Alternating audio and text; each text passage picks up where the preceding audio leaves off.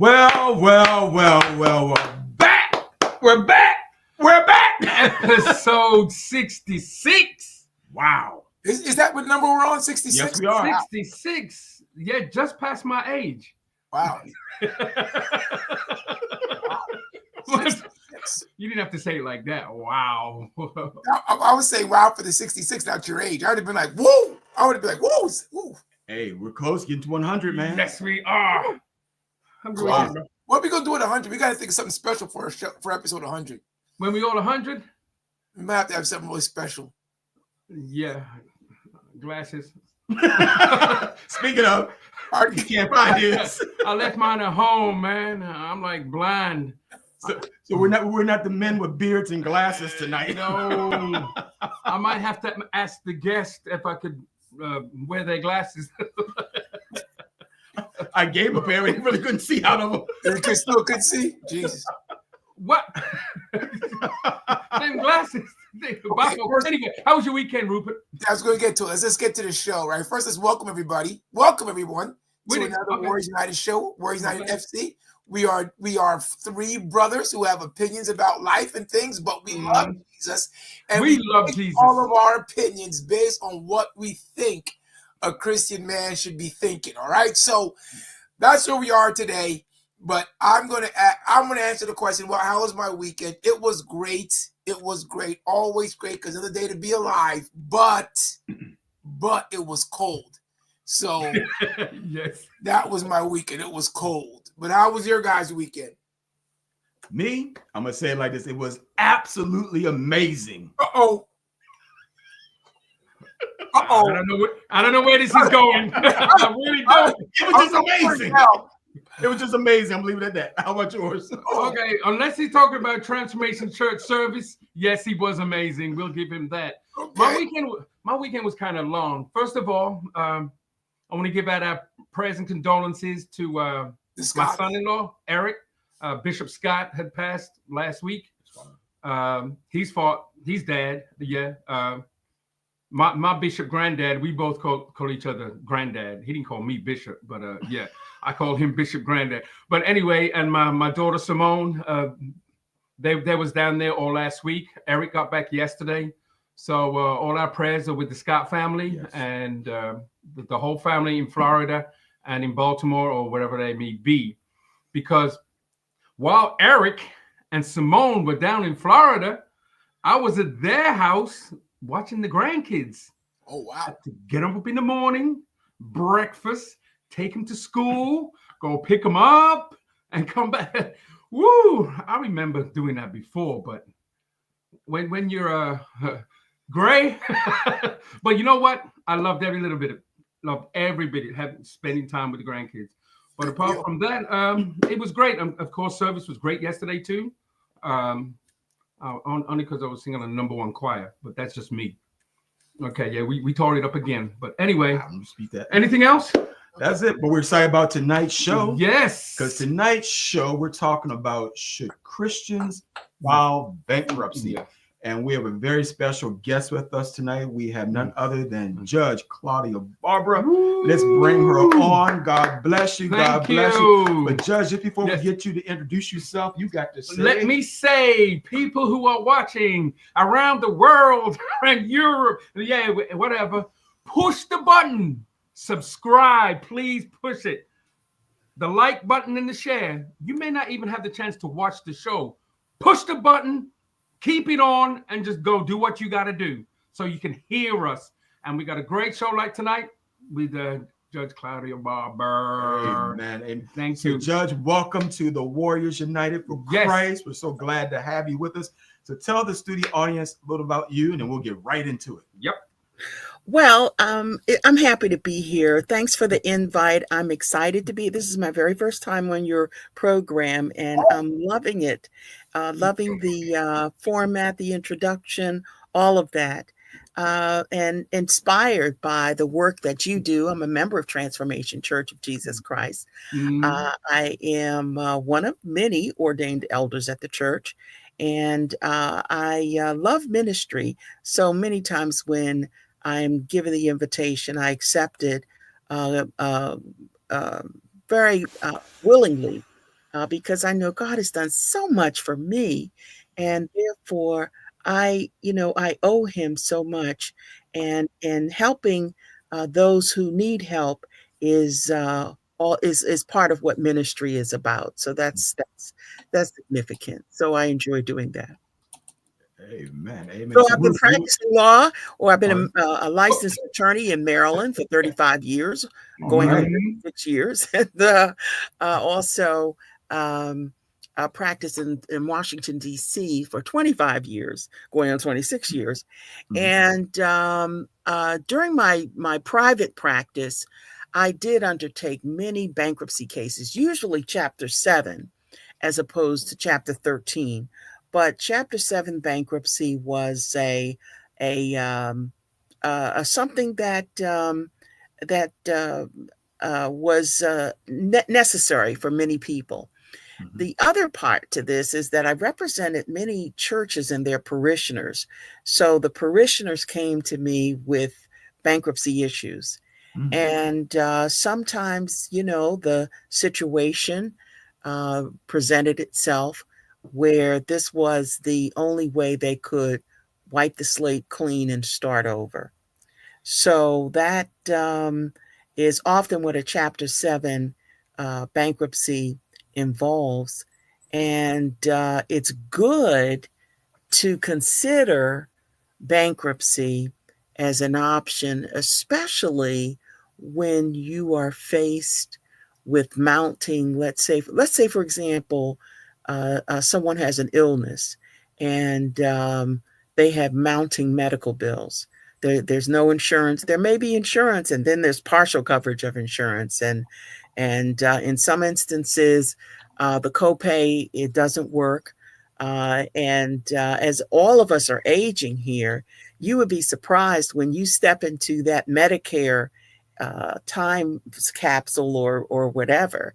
You would be surprised of how little coverage you have. And to the extent that you have little coverage, if you look at the Part A and like, wait a minute, the hospital bill is not $20. What is it? And then, you gotta go through this layer and that layer and this layer to get yourself together. And sometimes, some people take a lot of things for granted in life. Many people take their health for granted, for example. Do you know many people spend thousands of dollars on dental bills? A tooth extraction can cost thousands of dollars, and you can have dental coverage, and I know when I was working full time for the government, health insurance was just a necessary step. And, when you fill out the papers, premium, just whatever it is, whatever, high test, come on. Nothing less. Put it right there. I'll sign up for it, Wow. Vision care, yeah, I'll take that too. Glaucoma test, yeah, I'll take that too. Full dental coverage. Yes, and yes. I don't want to be, left uncovered with a root canal bill or, an dental implant bill. I know they cost thousands of dollars. And, people have children with braces that may or may not be fully covered. So those types of scenarios can balloon into an increasing amount of debt. And sometimes it's manageable. Sometimes it's not, through circumstances that you did not necessarily imagine. Sometimes there's the situation where you have, let's say, laser surgery. Everybody is not eligible for laser surgery. Sometimes they consider that cosmetic surgery or something to that effect. So no coverage, then people have operations that they must have for, it could be an appendix, it could be, a ruptured spleen, or it could be something that you weren't expecting, and during the COVID pandemic, everybody should be on their knees thanking God that they made it through the pandemic, because that was no joke. People were dropping like flies. People were dying. There was no vaccine in sight, and we're still here. We're still Hallelujah. here. Thank God. So we just thank God for that.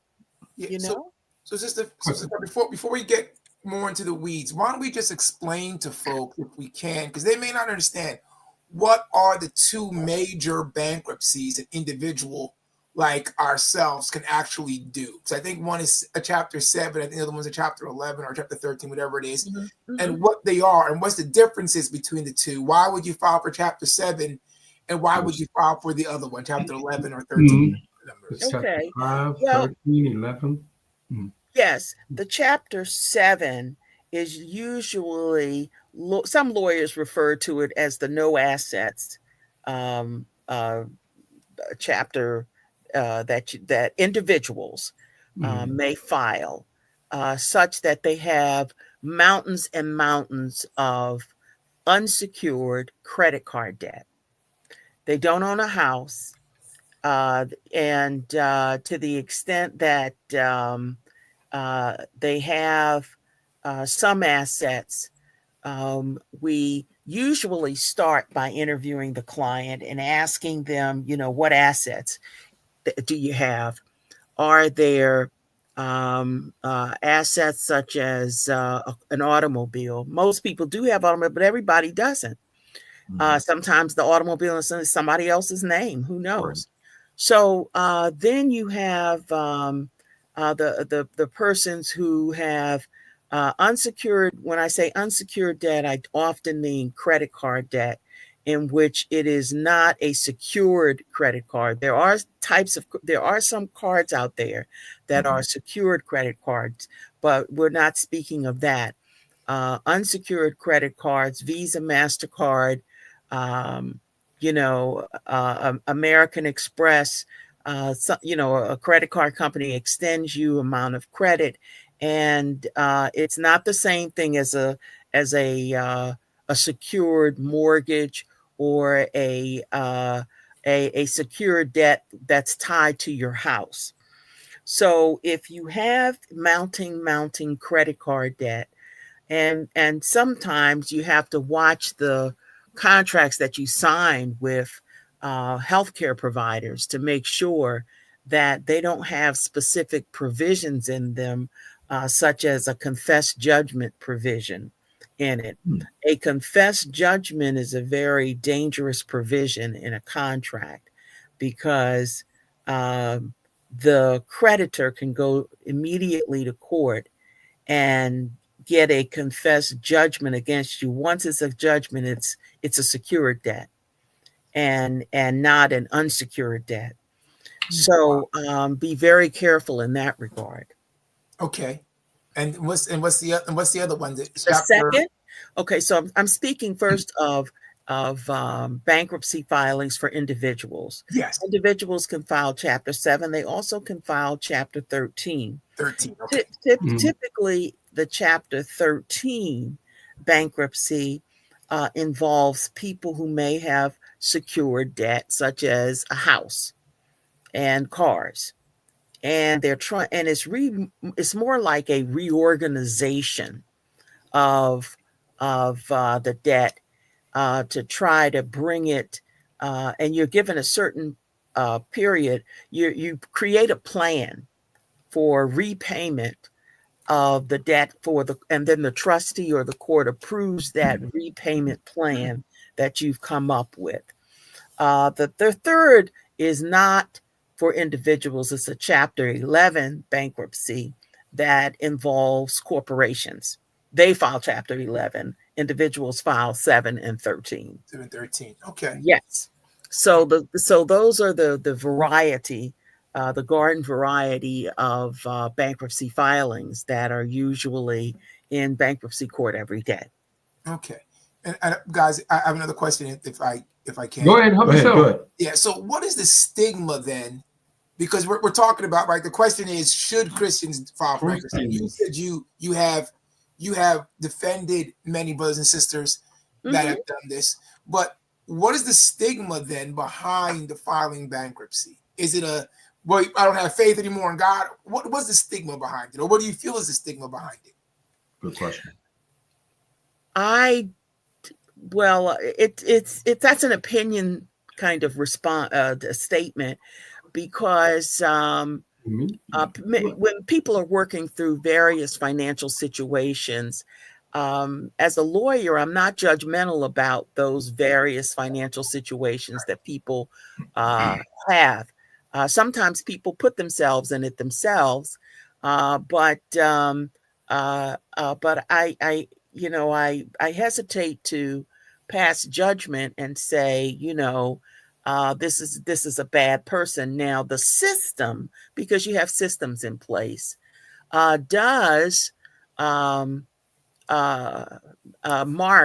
a Chapter 7 bankruptcy on your credit report, and that comes with consequences.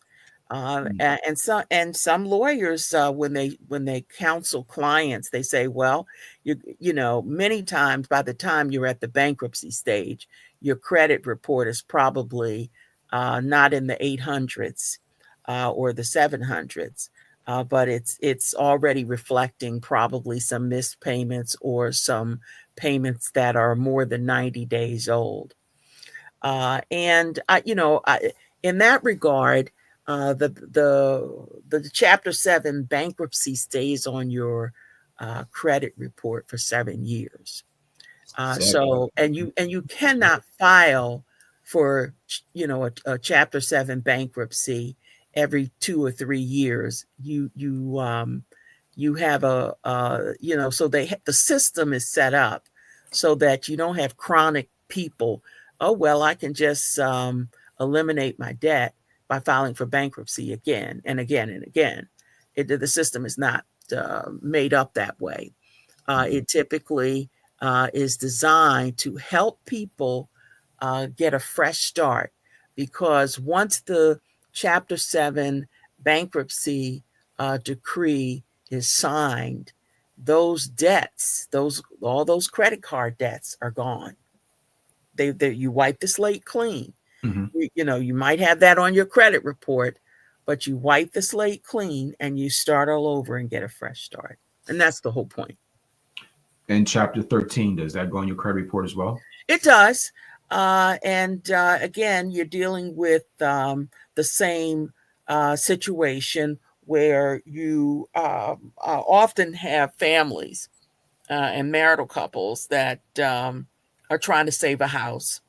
And sometimes it can be saved.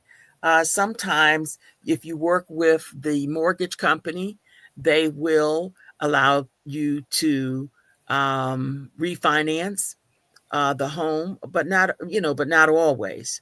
Then you've got to also look at market conditions. And they're looking at market conditions all the time to see what the value of that asset is. Has it decreased in value, or has it increased in value? All of those factors go into whether or not the lender is going to short sale it or allow you to stay in it for a period of time. And sometimes all of this is based on, the lender's timeliness in going to foreclosure. Sometimes they wait 6 months to go to foreclosure. And then, of course, once you get the foreclosure notices, then you come running to the attorney to say, please file a Chapter 13 to see what I can do to save my house, etc. So oftentimes, like I said, it's a good vehicle to allow people who find themselves in difficult situations financially, to reorganize and regroup.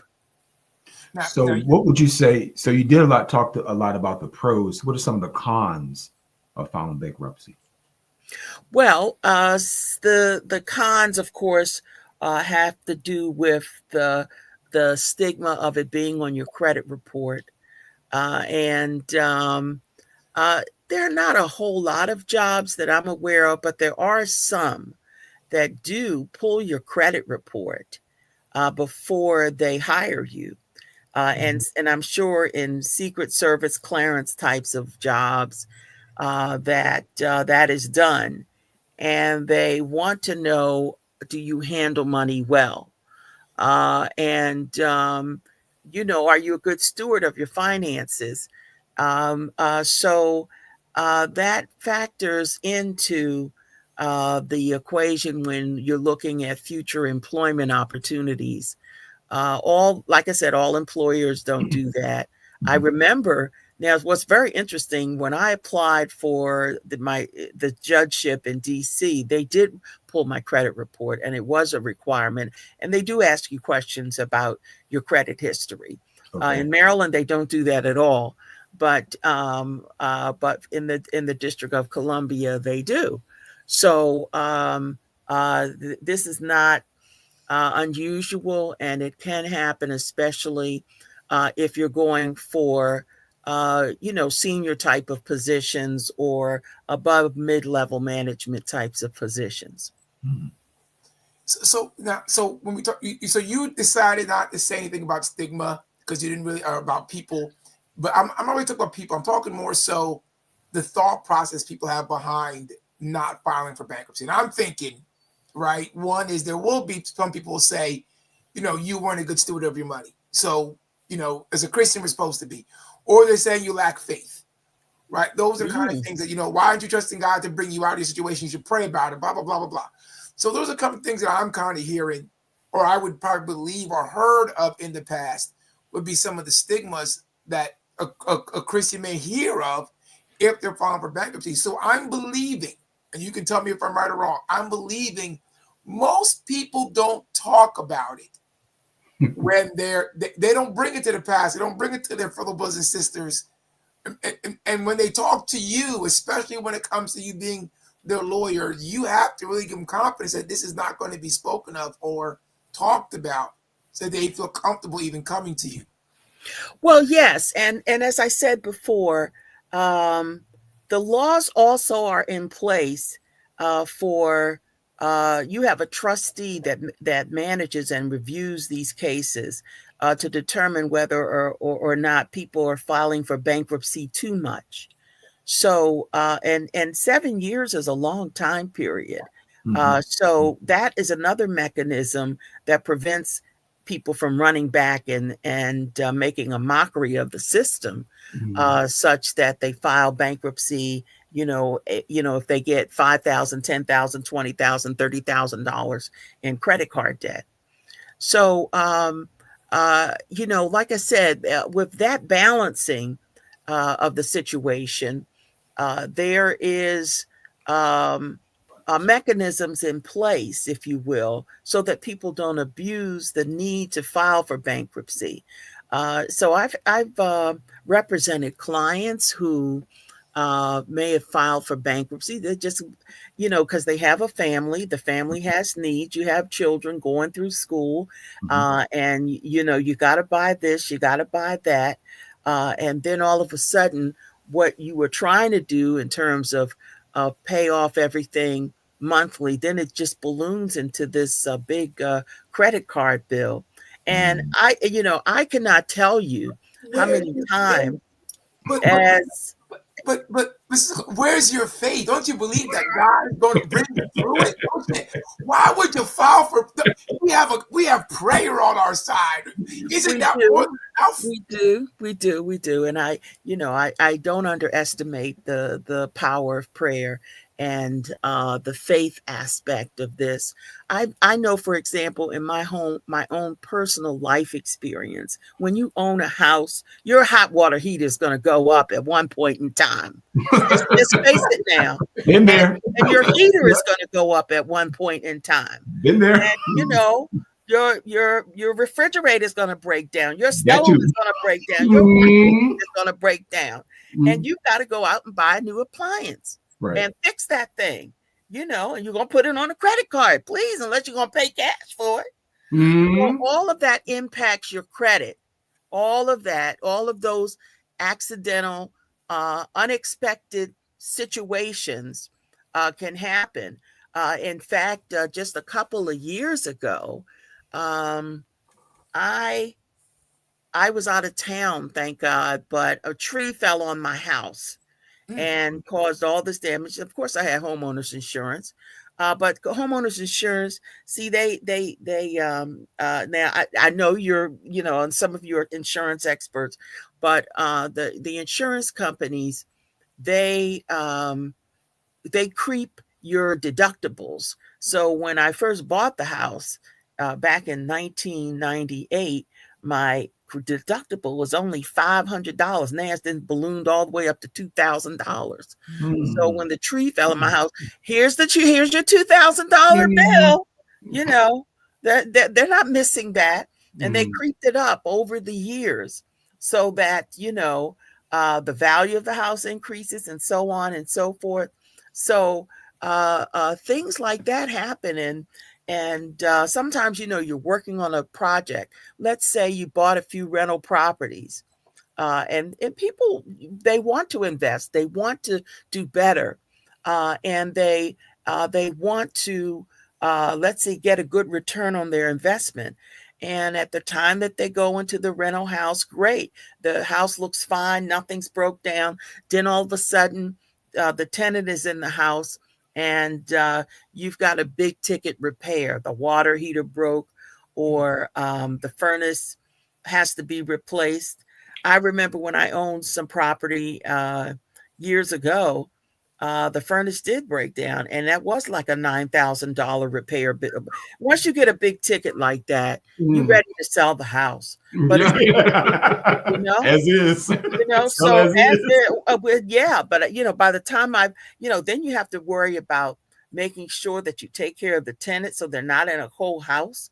You have to make sure that you're immediately repairing the place so that they have a place to live, or there are heaters there or something like that. So all of that comes into play, and some people are blessed at very many times. God is good to us, and some people are blessed to have financial blessings such that they don't have a house payment because their mortgage is paid off. So in that situation, they're blessed. Doesn't mean all their bills go away necessarily, but that is a huge blessing. And I might add that is, I have personally seen that people who pay their tithes, Yes. they have unnatural Come blessings on. Well, come their way they weren't thinking of. I was about to say that. So I was going to say, are these people who filed for bankruptcy, are they tithers? I was going to say that. Well, we'll get back to that. I've never we'll get filed right back to this. We got to get to some of these questions that are coming in as well.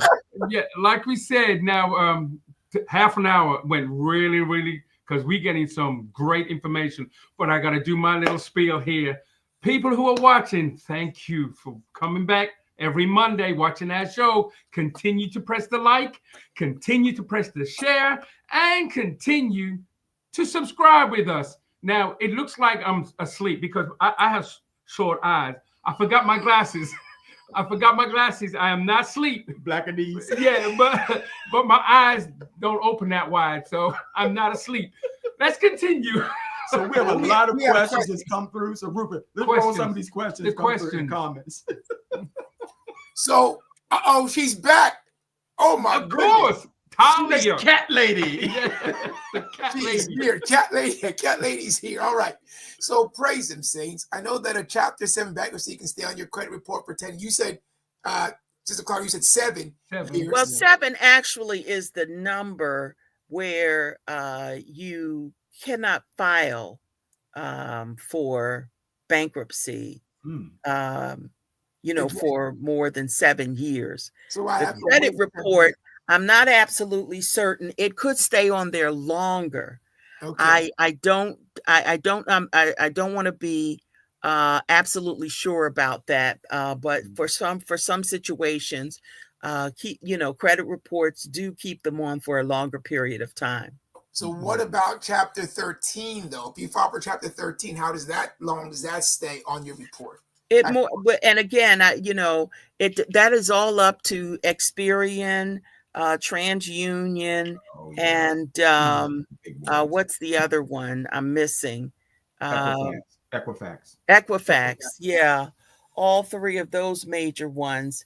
They have their own um, time policies as to how long they keep bankruptcies, and see those credit reports.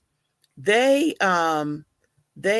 monitor, of course, and it's just as bad if you've missed a mortgage payment for more than three months. If you've missed 3 mortgage payments, that crashes your credit score dramatically. Really? Yes, if you've missed more than 3 mortgage payments, actually, if you've missed one. Now, most of the time, the mortgage company may not automatically report you if you miss one, but if you're greater than 30 or 60 days out, that impacts your credit score dramatically. And it could shoot down anywhere from 40 points or more.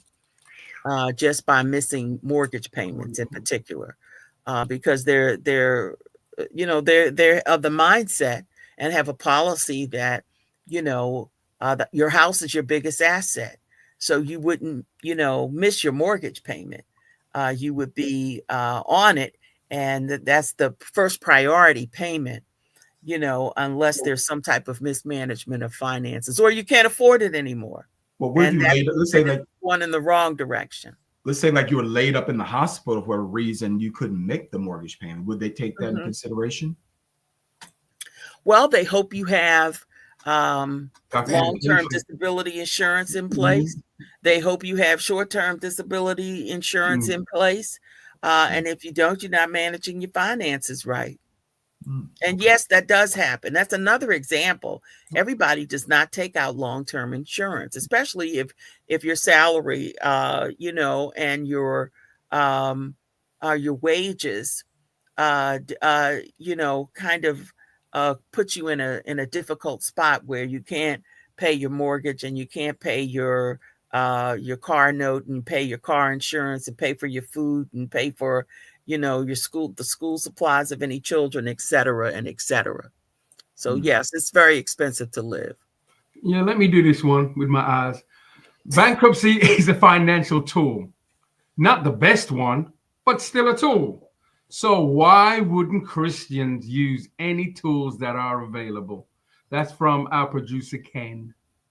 Oh, well, it is a tool. It is a resource. It is an existing entity for people to consider if they believe they need some type of protection and see, a lot of times you have situations where people just have a creditor that is just very hard nosed, very defiant. They won't negotiate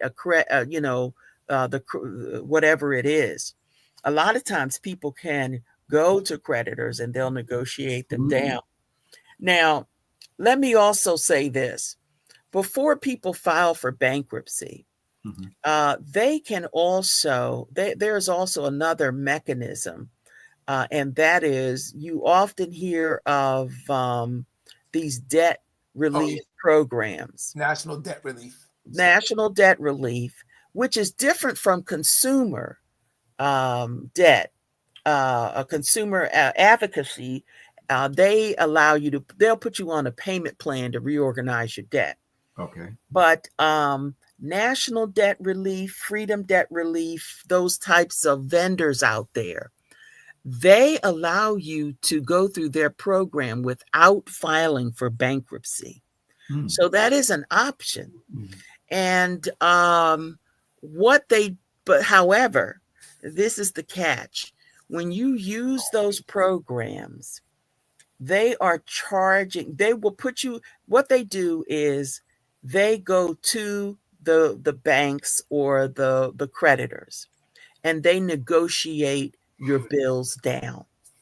So if you have a $10,000 credit card debt, they might negotiate it down to 5,000 or 3,000. So you're paying pennies on the dollar. Okay. And and people do this because they have a house and they don't want to file for bankruptcy. Okay. Or they just, they got into a hole or a situation, they don't want to file for bankruptcy. So they'll take the Discover card, they'll take the Wells Fargo card, credit card, they'll take the Visa card and the MasterCard, any signature loans, etc. Go to each one of them and negotiate all of your bills down. And after they negotiate them down, they put a plan together so that you pay the debt off one at a time or two at a time. And it could be over a 24-month period or a longer period. And after you pay it out, everything is wiped clean. You've entered into this settlement negotiation. And now the catch, though, is that for every bill that they negotiate down, they charge 18% to see, that's their fee. They charge 18% per bill. That's legal? Yeah, 18% per bill. They add that into the settlement package. So what you're paying them is not only the debt, but plus 18%. And that's normally, if you think about it, it's normally cheaper than what debt you're paying on the card. Because only Correct. by that time, Yes. the card's like 29%, 32%. So what they've done is they're still paying them, but they made it a little bit cheaper for you. So it sounds good. And normally, I believe, because I did it a long time ago, normally they'll take 4 or 5 credit cards that you might have been paying $2,000 a month for and say, now you're going to get paid $400 a month. And you'll pay all of them off. So it does sometimes make it a better advantage for you, especially if you're a young person coming out of college and you went crazy when they got those credit cards. You went nuts, or you thought they didn't have to pay them back. Now you're 30, trying to get married. You don't have any credit cards. It's a great way to get back on track. The one thing that you do have to understand, though, normally they close those accounts. It's not like, oh, I got my credit card back. That's true. Yeah. Out, so you no longer have them. All right. Right. They're gone. And you have to start all over again, from ground zero with new credit. And the other thing I'm told is that many times when a bankruptcy is on your credit report, you may have difficulty getting credit card accepted or opened up again, because the credit card companies don't want to take the risk. And that's where the secured line of credit, that's why you have secured credit cards out there, where they'll take a chance on you and they'll give you a small line of credit, but it is secured, meaning that they want to immediately put a lien on your house or whatever, to make sure that you're building or reestablishing your credit. Amen. Yep. Yeah, we're gonna try and get to these questions. We got quite a few questions up here. So NR says, what type of debt are not excused in bankruptcy? Student loans. Student loans are not dischargeable. Really? And, really. Yeah. Can we petition that? Your face. And now the bankruptcy laws do change. There used to be some exemptions. Some people moved to Florida because some of the property down there makes it exempt from bankruptcy. But another exemption could also be, or it used to be, with some federal government employers, you couldn't garnish there. They were protected from garnishments. But now that stopped. some years ago, and you can garnish federal government employees. But the other, the one that sticks out in my head right now, definitely is student loans. But that's understandable, because if everybody could go to bankruptcy to discharge their student loan, they would. I mean, the line would be really long. I'll be the first one. And so so that's it's still like 10 years. The credit report 7 years.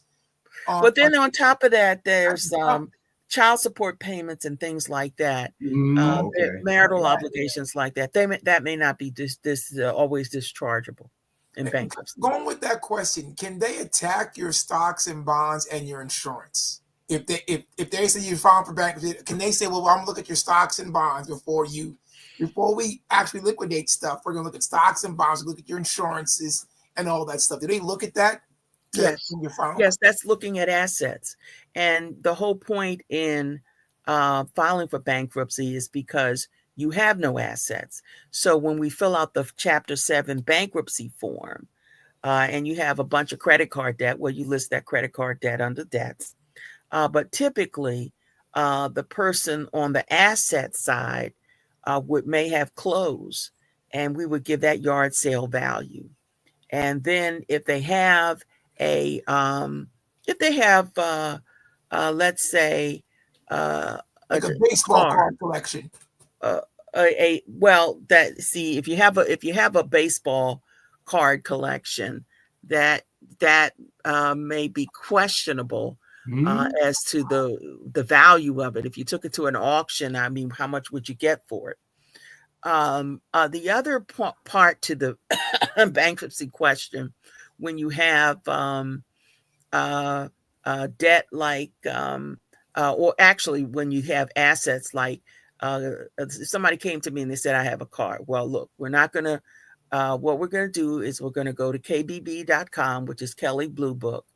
And Kelley Blue Book will give me the value of the car, the as-is value, the for sale value, so we usually identify the value of the car using kbb.com. So after car and, your clothes or whatever, that pretty much wraps up and gives the trustee a picture of whether or not your liability, your credit card debt exceeds your assets.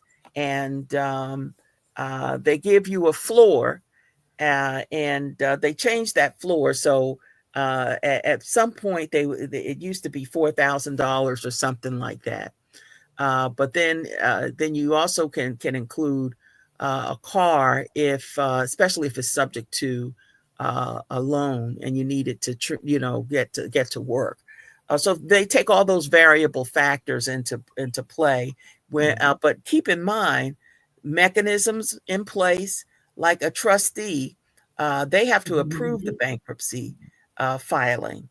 So it's not just me writing numbers on papers that this is my debt, this is my assets, and you're done. The trustee must approve the discharge of this debt, and it's not discharged until the judge signs off on the Chapter 7 case. And same thing with the Chapter 13 plan. The trustee must look it over and approve the plan. Okay. The next question: is it possible to have the bankruptcy removed from your report earlier than 7 years? I doubt it, because those credit reports, they make up their own rules, and unless you had a scenario for unless you had a scenario where the bankruptcy you filed something in bankruptcy in error and you didn't mean to file, or you dismissed it because one of your creditors decided they're going to waive the debt or something like that, then you might be able, there's a plausible way that you might be able to file that a statement with the credit bureau saying this bankruptcy is not being reported correctly because the bankruptcy that was filed was in error or something to that effect. That is an option because, people have different scenarios as to they thought they needed to file for bankruptcy. Then they find out that things came through, a settlement came through, etc. Okay. Yeah. We told you he was coming. We told you Larry was coming. Here's our buddy Larry. No, wait a minute. Vanetta, she said it's good information. It's good, and it was good to see you out on Sunday. Yes, and it was good to see you out on Sunday. Don't interrupt me, Rupert. I put it up already. I'm trying to do something positive here. I put it up already. You're way behind. You're welcome. She's enjoying the information. Thank you. Go ahead. You got Larry. Go ahead. Larry's back. Thank you, Larry. We love you for coming on every Monday. I think if you were at a point of bankruptcy, worrying about folks, I think it's a little low on your list. worrying about other what people. Folks think is low on your list. Yeah, I would agree. My question from before, right? I was saying, what people may think about you.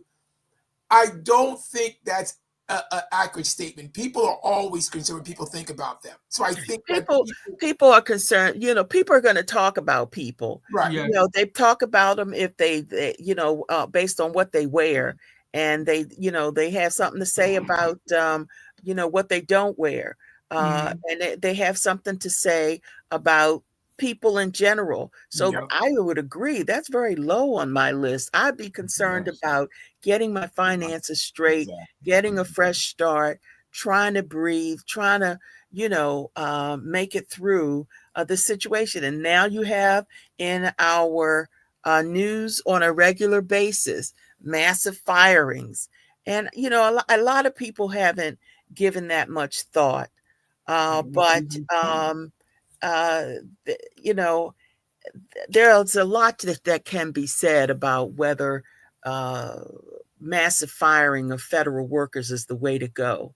Do you not realize that federal workers pay taxes into the system? We're not going there. That's the next question. Is your Social Security income? That's the next question. That's the next question. So our good friend says, is the current administration attempting to get rid of debt relief programs? I don't know that. I don't know if that's the case or not. And I'm not sure if a point of clarification. Are you saying debt relief programs like Freedom Debt Relief and National Debt Relief? Those are companies and that started up a business. And, as long as their business is functional, then they're fine. But if they create a law that puts them out of business, then, a law has been created saying debt relief companies are illegal. I don't see that happening. It's just a flourishing business. It's a way to negotiate debt down. So I don't see that as a possibility. That's my thought on that. Who files for bankruptcy more, men or women? That's very difficult. I've never done the demographics or the statistics to sort that out because people have different roles in families. Sometimes you have the husband as the main breadwinner, and then sometimes you have women as the head of household. So that would vary from family to family, and sometimes the husband takes the situation and says, "I'll file and I'll try to protect my wife so that my wife's name is not caught up into a credit report with the bankruptcy ding on her credit report and her credit score lowered as a result of that." Yeah, I did read that African Americans are file for bankruptcy more than everybody else. There's various issues, but they did say that really you can't. They said that the number might be skewed because they don't ask you if what race you are when you file for bankruptcy. So that number could be skewed. But they were saying that they did say that women file. I think they said 52% to 48%. This is my fact checking. 52% to 48% was men versus women when they filed for bankruptcy. But like you said, that could be skewed also because it could be depend upon the man could say, hey, you file for bankruptcy so that we get rid of this debt, but then I'm able to keep my credit and I'll do stuff with it or whatever it may be. You never know when it comes to families, right? So. Yeah, especially married couples. Yes. The other thing is that there are systems in place, and I consider to some degree myself a social activist, and I'm aware that there are systems in place that are detrimental to our race, to the extent that we have not had the best jobs all the time. Sometimes that is the case, and sometimes it's not. But people have many challenges in the workforce. I'm not even sure if people want to apply for a job in the federal government as of today. File your application and all of a sudden you're a probationary employee and you may or may not have a job. Please, no, I don't know. And some of this firings, is targeted. It's targeted because they think they're hitting people of color anyway. I'll say it, and to the extent that they think they're trying to wipe out the race or whatever, but they are impacting all people, black, white, green, Asian American, brown people all over, because a lot of people have a job. And then as I said before, it makes no sense to me to eliminate massive jobs like that and think you're going to have a social security system. Who's paying in the social security if you fired everybody or most of the people in the workforce? That's your base. That's your tax I want base. my social security. Yeah, and people want their social security. There's going to be an uprising or something. You need to think that stuff through. And I'm retired. You better come this weekend. You better come and think this stuff through. It better come this weekend. Right. Nobody wants the rug pulled for under them. And, you got to pay for prescriptions now. You got to pay for your hospital visits now. And Medicaid is gone and Social Security is privatized and all that. No, people don't want that. True. We only have a couple minutes left. This question, I was going to address this question, and I don't know if we can address it fairly, but I have heard, and the question is, how is it that wealthy people can file for bankruptcy and continue to have lavish lifestyles or lots of money? Example, Trump. Yes. Okay. So the answer to that is that they know the system. They know the system. Right. And the way they finesse the system is they know the 7-year rule. They know the that they can manage their to hold off or whatever, or they might do a lot of risky investments.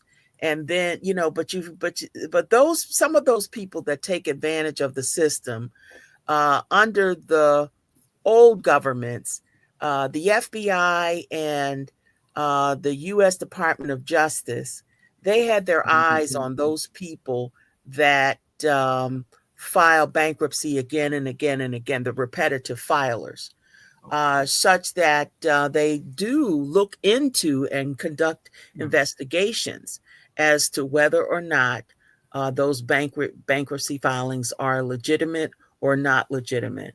So yes, there is a bit of inspector general, investigations by the Department of Justice to see whether or not there are transactions that are not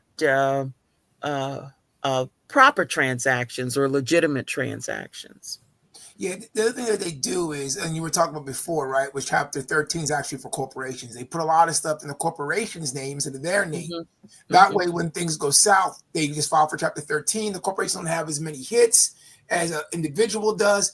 My credit's not messed up. My life is not messed up. I can go now and start doing something else.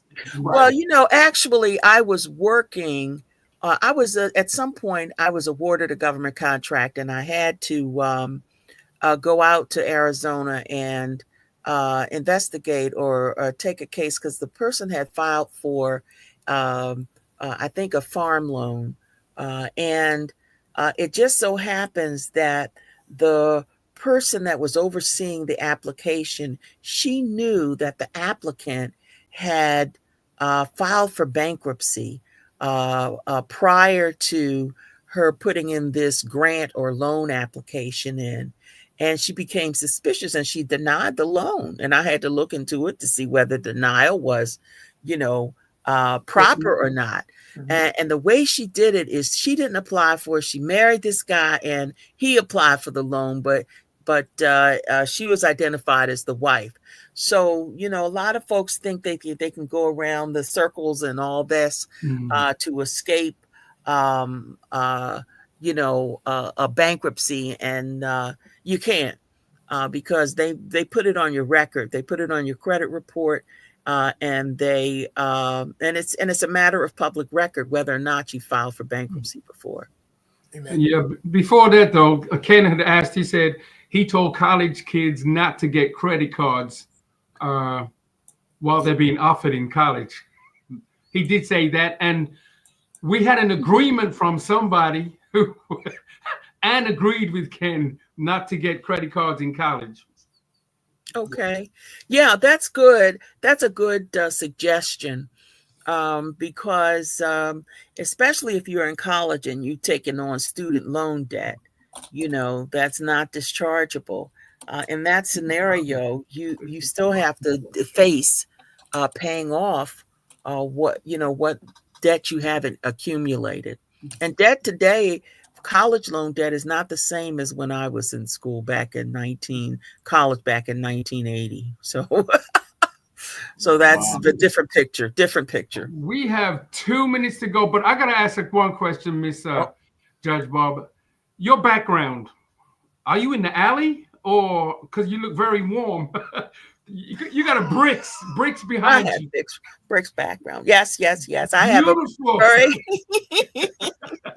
Well, Judge, not in the thank you. alley, no. Oh, okay. Well, Judge, thank you so much for being Yes. on the show tonight. You gave us a lot lot of of information. and it Real was good so information. rich. Good it was information. Great. It was great. So next week we got a good conversation. Oh, help us, Jesus. Should Christians talk about sex in church? Lord have mercy. Wow. Next week's You might- show.